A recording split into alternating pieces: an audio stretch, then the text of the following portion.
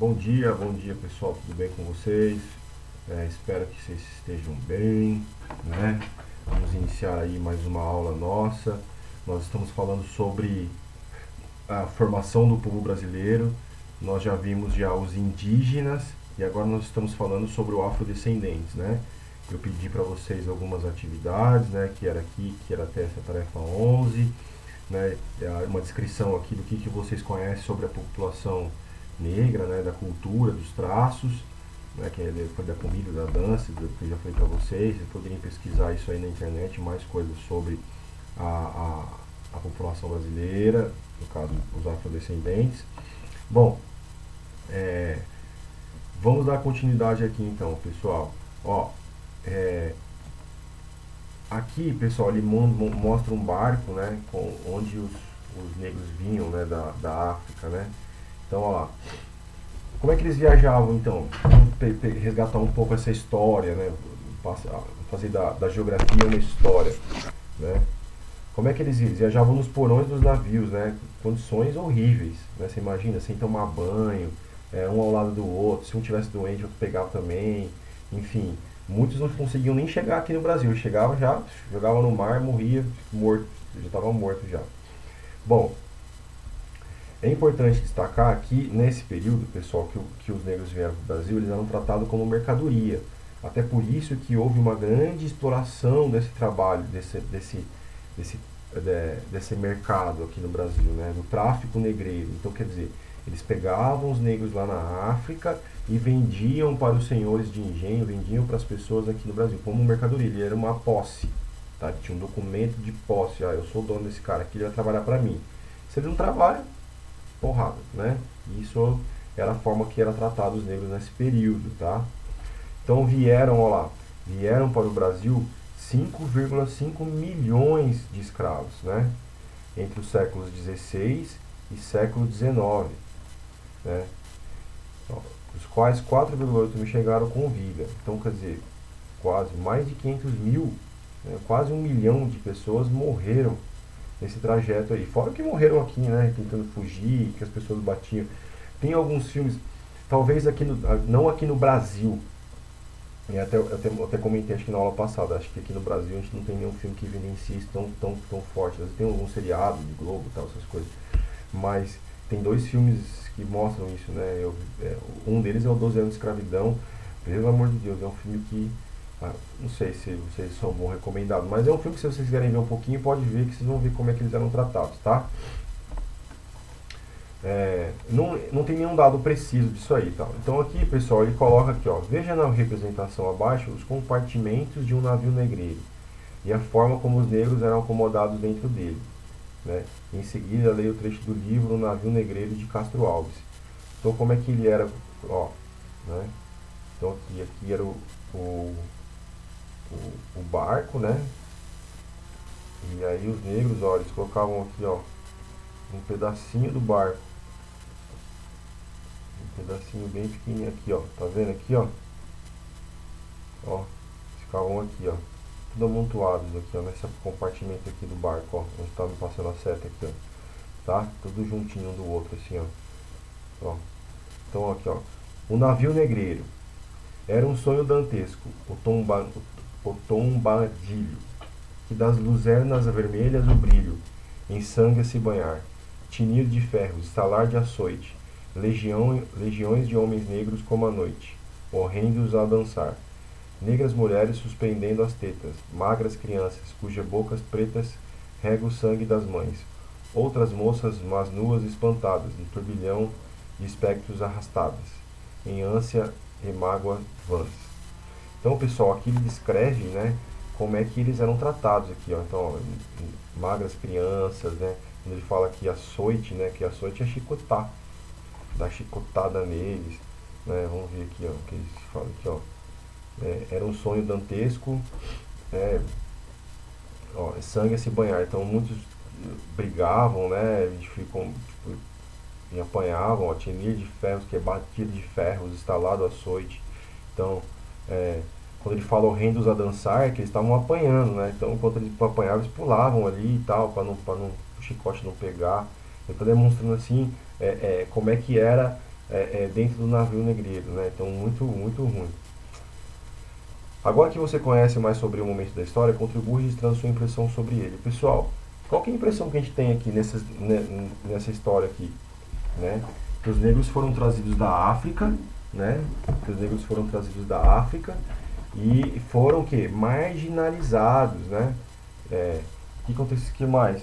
Eles foram, deixa eu pegar aqui a apostila aqui de vocês. Eles foram marginalizados, eles foram discriminados, né? Sofreram muito preconceito, eles eram uma mercadoria. Então, agora que você conhece mais sobre o momento dessa história, contribui a sua impressão sobre ele. Então aí você tem que colocar assim, ó, os negros sofreram, foram marginalizados, apanharam, eram tratados como mercadoria. Então coloca, vamos lá. Eu vou ajudar vocês a fazer isso aqui. Vou colocar aqui.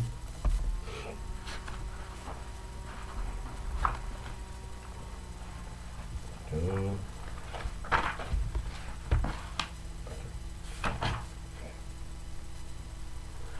é a página 20, né? Página 20. Agora que você conhece mais sobre Ctrl C. Vamos ver. Opa, não.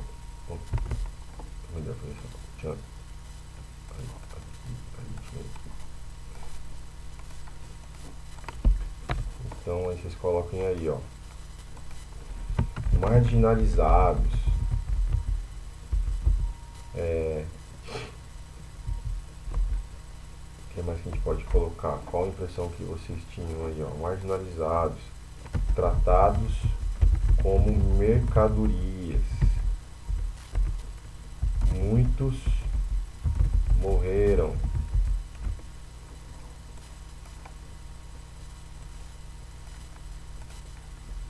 Muitos morreram na vinda para o Brasil, né?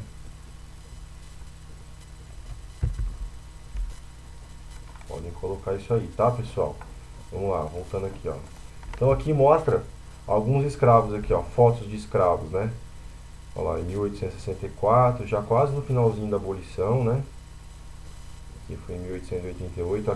Aqui existiam escravos, mas já não existia mais o tráfico, tá? Aqui no Brasil acabou o tráfico negreiro, foi uma lei, e depois, né? Depois que acabou depois que aboliram a escravidão. Então primeiro acabou o tráfico, não podia trazer mais negros da África para cá, não podia mais comercializar os donos de escravos tinham, eles tinham que ter aqueles lá. Só depois de quase 20 anos depois aqui, que houve a abolição, em 1888. Né? Aqui, ó, escravo aqui, até a vestimenta muito característica do país dela lá, né? Enfim. Então aqui está mostrando aqui como é que eles eram nesse período. É claro, os caras queriam o quê? Os caras fortão, né? Que podia trabalhar, as mulheres trabalhar em casa como domésticas e tudo mais, né? Ó. Aqui o mapa mostra, né, a entrada, ó. O mapa baixo indica a localização das áreas de saída da população da África, ó, de onde eles saíram, né? E para onde eles chegaram no Brasil, ó. Chegaram Rio de Janeiro, Salvador, Recife, São Luís. Realmente, pessoal, hoje no Brasil, aonde se concentra a maior população negra no Brasil por estado, sim, por estado, é na Bahia, tá? Na Bahia houve uma grande entrada de negros aqui, ó, tá? Então hoje, se você for lá, você vai ver que tem um predomínio maior de pessoas negras do que nas nossas regiões do Brasil. Toda região tem, mas lá tem mais, tá? Então, olha lá. Em 85 foi estabelecida a lei Bill Abilene, por meio da qual os ingleses proibiram o fluxo de navios negreiros para o continente americano, né? Os ingleses dispunham da maior potência marítima da época, impondo aos outros países sua soberania. Então, por quê? Porque foi nesse período que eles iniciaram a Revolução Industrial. Então eles precisavam de mão de obra assalariada, não podia ter negro mais escravos, porque eles precisavam das pessoas consumirem. O negro, ele vivia com roupa, trapo, sapato, sei lá, vivia descalço, não comprava nada, ele não tinha direito a nada, os caras davam comida para ele lá, ele era tratado. Agora com a Revolução Industrial, a indústria fabricava as coisas, fabricava roupa, fabricava calça, fabricava comida, né, comida de alguma forma, arroz, enfim, E o que era interessante era o cara pagar a pessoa e a pessoa comprar isso, e isso foi virar um ciclo, né? Então, os ingleses, onde nasceu isso, a Revolução Industrial, queria que isso acontecesse. Então, eles aboliram, falaram assim, ó, quem fazer tráfico negreiro vai sofrer as consequências, né? Então, é isso que ele fala aqui. Outras leis vieram para acabar a escravidão. Ó, a Lei Eusébio de Queiroz, em 1850, proibiu o tráfico negreiro no Brasil. Então, quer dizer, em 1850 foi proibido o tráfico, só os negros que tinham no Brasil, que eu falei anteriormente. Depois foi feita a lei do ventre livre. Então o que? Os filhos que nascessem das escravas tinham condições, eles nasciam livres. Então quer dizer, se uma escrava tivesse um filho, ele já era livre. Mas só, né, em 1888 que houve a abolição mesmo, a Lei Áurea, a abolição da escravidão, né, onde eles foram libertados do território nacional. Cara, você imagina, pessoal, 300 anos aí, ó, né, o Brasil foi descoberto em 1500, vamos pôr aí que lá para 1580, 1570, 1580 começaram a chegar os primeiros negros. Ficaram quase 300 anos escravizando as pessoas, né, fazendo que ela trabalhasse forçado, que ela não tivesse condições desumanas, apanhasse, né. E aí depois, quando eles foram soltos, libertos, esse pessoal não teve condições favoráveis, né. Ninguém queria empregar um negro, porque existia um preconceito. Ninguém queria empregar um negro, ninguém queria pagar um salário para ele, tá? Porque existia um preconceito. E aí hoje a maior parcela da população hoje, pobre, ela é negra devido a esse caráter histórico aqui, tá, pessoal? Porque para eles, os negros hoje, pode ser que hoje, nos dias de hoje, né, possa conseguir uma condição de vida um pouco melhor. Mas se a vida dele sempre veio ruim, desde os seus ancestrais, né? É muito difícil ele conseguir uma ascensão. Então, a maioria dos negros, a maioria da população negra mora em favela, mora em regiões desumanas. Por quê? Por esse caráter histórico aqui, ó. Tá bom? Durante o período da escravidão, tivemos importantes quilombos, né? Quilombo era o lugar onde a população negra morava, onde se conservavam seus costumes, sua religiosidade, sua língua, seus demais traços culturais, a capoeira, por exemplo. Tá? O mais conhecido foi o Quilombo de Palmares, localizado entre Alagoas e Sergipe. Atualmente ainda existe quilombo, pessoal. Existem regiões quilombolas, tá? Que abrigam populações negras, tá? Diferente diferente da aldeia indígena. Quilombola é diferente de aldeia indígena, tá? E tem seus direitos resguardados. Então também o governo também fala assim, ó, essa região aqui é uma quilombola, eu vou deixar para vocês, tá? Então eles têm o título da propriedade.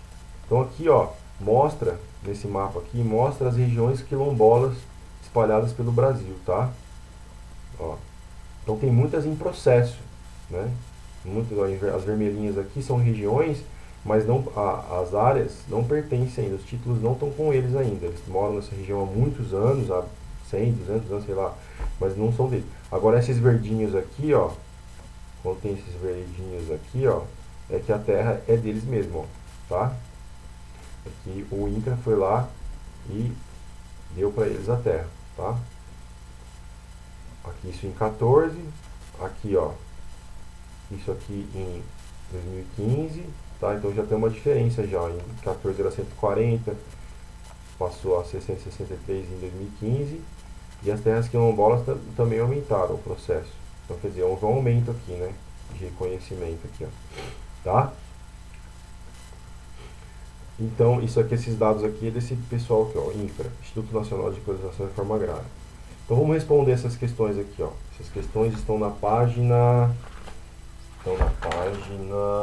22, tá? Vamos responder aí. Estão na página 22. Ctrl C e colar aqui. Vou colocar aqui, ó. Página 22 e 23. Nós vamos responder aqui, tá? Então eu vou apagar não, vou deixar preto e aqui vermelho, ó. Vermelho. Quais estados brasileiros com o maior número de terras quilombolas? Pessoal, vamos olhar lá no mapa, mapa de 2015. Tá, no mapa de 2015. Quais são os dois maiores, pessoal? Ó, se a gente for ver, ele coloca quais são os estados brasileiros com o maior número de terras quilombolas tituladas em 2015. Tituladas, que é essa aqui, ó, em rosinha, essa em rosa aqui, ó. Quais são os maiores? Aqui, ó, Pará e Maranhão, ó, 57 e 55. São realmente terras. Vamos colocar aqui, ó, Pará e Maranhão. B.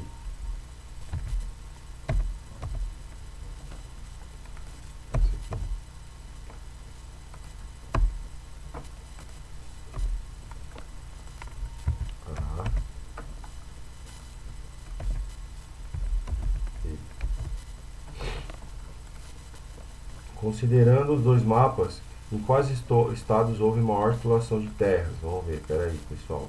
Já vai analisar, deixa eu só colocar aqui. Deixa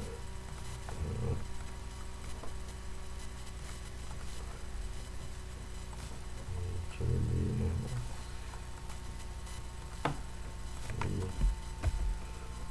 Meu Deus.